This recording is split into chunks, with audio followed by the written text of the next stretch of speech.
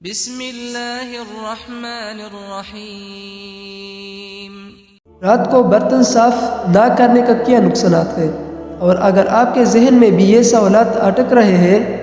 آج ہم آپ کو اس سوال کا جواب اسلامی تعلیمات کی روشنی میں دیں گے، اور آپ کو یہ بھی بتائیں گے کہ اس کے بارے میں حضرت علی رضی اللہ تعالیٰ عنہ کا کیا فرمان ہے۔ اس بارے میں آپ کو آگے تفصیل سے بتایا جائے گا۔ کہتے ہیں کہ حضرت علی رضی اللہ تعالیٰ عنہ سے ایک عورت نے اپنے گھر کی پریشانیاں بیان کی اور فرمایا کہ مجھے سمجھ نہیں آتی کہ ہمارے گھر میں کیوں بے برکتی ہوتی ہے۔ اس پر حضرت علی رضی اللہ تعالیٰ عنہ نے دریافت فرمایا کہ کیا تم رات کو برتن دھو کر سوتی ہو، جھوٹے برتن اس طرح چھوڑ کر سو جاتی ہو؟ تو اس عورت نے کہا میں تو رات کو برتن ویسے ہی چھوڑ کر سو جاتی ہوں۔ تو اس پر حضرت علی رضی اللہ تعالیٰ عنہ نے فرمایا کہ تمہارے گھر میں پریشانیاں اور بے برکتی کی وجہ یہی ہے، اس لیے رات کو برتن صاف کر کے سویا کرو۔ اس بات سے معلوم ہوا کہ رات کو جھوٹے برتن نہیں چھوڑنا چاہیے، اور اس بارے میں سائنس کا بھی یہ کہنا ہے کہ اگر برتنوں کے زیادہ دیر کے لیے گندا چھوڑ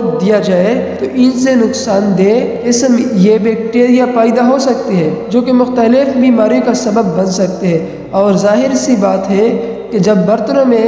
کھانے پینے کا اشیاء ہو تو مختلف زہریلے کیڑے مکوڑے کا بھی ان میں چلنے پھرنے کا حادثہ ہوتا ہے، اس لیے بہتر ہے کہ رات کے برتن رات کو ہی دھو لیا جائے۔ دوستو، یہاں پر آپ کو یہ بھی بتاتے چلے کہ حدیث نبوی حضرت محمد مصطفیٰ صلی اللہ علیہ وآلہ وسلم میں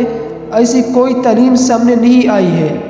جیسے میں رات کو برتن دھونے یا نہ دھونے کے بارے میں کوئی تشریح ہو، لیکن رات کو سونے سے پہلے برتنوں کا ڈانٹنے کے بارے میں تاکید ملتی ہے، اور اس بارے میں مختلف روایات ہیں جن میں یہ سبق ملتا ہے کہ سونے سے قبل کھانے پینے کے برتنوں کا بسم اللہ کہہ کر ڈھانپ دینا چاہیے۔ اگر کوئی چیز نہ ملے تو کم از کم ایک لکڑی ہی پر بسم اللہ کہہ کر اس پر رکھ دی جائے، اس لیے کہ شیطان بند دروازوں کو اور ڈھکے ہوئے برتنوں کو نہیں چھوتا۔ ایک اور حدیث میں ہے حضرت محمد مصطفیٰ صلی اللہ علیہ وسلم نے یہ بیان فرمایا ہے کہ سال میں ایک رات ایسی آتی ہے جس میں وبا اور بلا نازل ہوتی ہے، اور جس چیز کا منہ بند نہ ہو اور جو برتن کا ڈھکا ہوا نہ ہو اس میں یہ وبا اترتی ہے۔ کتنی بڑی حکمت ہے پیارے محمد مصطفیٰ صلی اللہ علیہ وآلہ وسلم کی پیاری سنت میں، اس لیے ہمیں چاہیے کہ ان سنت کو اپنا پکا معمول بنا لیا جائے تاکہ ہم پر ہر قسم کی مصیبت سے اپنے آپ کو محفوظ رکھ سکے۔ اللہ سے دعا ہے کہ اللہ ہمیں آقا